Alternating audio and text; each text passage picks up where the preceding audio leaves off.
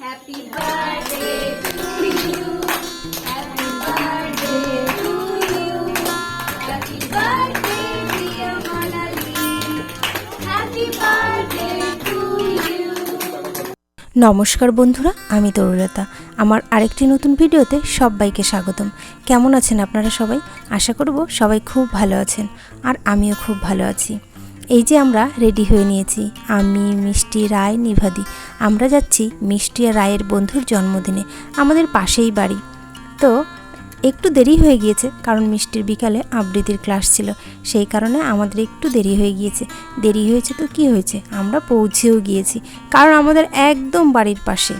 আর এসেই আমরা আগে একটু ফটোশ্যুট করে নিচ্ছিলাম, নাহলে খাবার দাবার খেলে তো আমাদের লিপস্টিক খারাপ হয়ে যাবে, সাজগোজ খারাপ হয়ে যাবে না, তখন তো ফটো তুললে অতটা ভালো লাগবে না। সেই জন্য সবার আগে এসে আমরা একটু ফটোশ্যুট করে নিচ্ছিলাম। আর এই যে হচ্ছে আমাদের বার্থডে গার্ল, মানে কি কালার বলবো, সি গ্রিন কালার। মিষ্টির পাশে দাঁড়িয়েছে, ওর নাম মানালি, মিষ্টি রায়ের ওরা সমবয়সী, 1-1 বছরের ছোট বড় করে। তো সেই মানালির জন্মদিনে আমরা চলে এসেছি। মানালিকে অনেক অনেক উইশ করেছে সবাই, মিষ্টি, রায়, আমরা সবাই উইশ করেছি।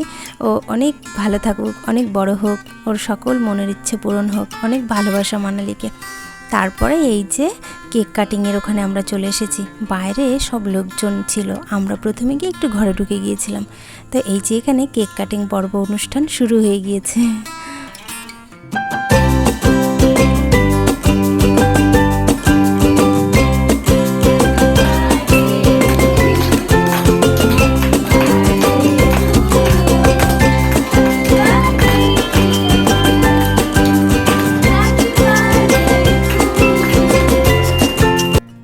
কেক টেক কাটার পরে আমরা আবার ঘরেই চলে এসেছিলাম, কারণ বাইরে খাওয়া দাওয়া করছিল সবাই।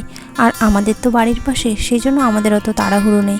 আর আমরা তো একেবারে দেরি করে এসেছি, সেজন্য আমরা আরোই তাড়াহুড়ো করিনি। আর এই যে মিষ্টি, রায়, মানালি, ওরা সবাই খেলাধুলো করছিল, আর আমরাও মজা করছিলাম। বৌদি, কিছু রান্না করো। কি রান্না করব? তোমার যেটা মনে চায় সেটা। আমার তো মনেই চায় না। তো যাই হোক, 2-3টে রিলস বানিয়ে নিলাম, কারণ রিলসগুলো তো এখন প্রয়োজন হয়, তাই না? ফেসবুকে পোস্ট করতে হবে না, সেজন্য একটু রিলস বানিয়ে নিচ্ছিলাম। আর আমার একটা স্বভাব কি, আমি না কারোর সামনে একদমই করতে পারি না। আমি যাই বা টুকিটাকি রিলস করি, সেগুলো হচ্ছে আমি একা একাই করি, আমি কারোর সামনে একদমই করতে পারি না। আর আমার সামনে যদি কেউ ক্যামেরা ধরে, আমি এত লজ্জা পাই কি বলবো। কিন্তু একা একা অতটা লজ্জা পাই না, একা একা চুপি চুপি বেশ ভালোই করতে পারি।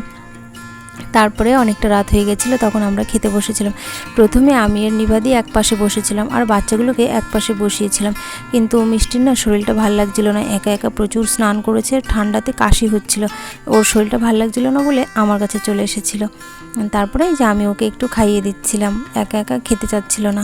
এমনি সময় অনুষ্ঠান বাড়িতে গেলে না ও নিজে নিজেই খায়, প্যান্ডেল হলেই ও নিজে নিজে খায়, তখন আর ওকে খাইয়ে দিতে হয় না।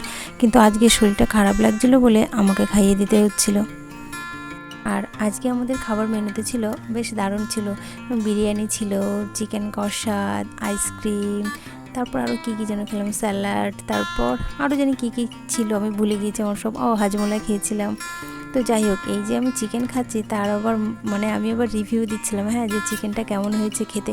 তো সত্যি চিকেনটা অসাধারণ হয়েছিল, মানে চিকেন কষা যেটা মানে মানালির মা সঙ্গীতা, আমাদের বন্ধু আর কি করেছিল, সত্যি খুব সুন্দর হয়েছিল। তারপরে খাওয়া দাওয়ার শেষে এই যে আমি আইসক্রিম খাচ্ছিলাম। আইসক্রিম খেতেও এত ভালো লাগছিল, মানে ম্যাঙ্গো ফ্লেভারের আইসক্রিমটা ছিল, খুব সুন্দর লাগছিল খেতে। আর আমার আইসক্রিম খেতে এমনিতেই খুব ভালো লাগে। অনেকে থাকে যে বড় হয়ে গেলে আইসক্রিম খায় না, কিন্তু আমার ভালো লাগে খেতে। তো যাই হোক, আমাদের জন্মদিনের পার্টিটা কিন্তু বেশ ভালোই মজাদার হয়েছিল। সবাই ভালো থাকবেন, সুস্থ থাকবেন, টাটা।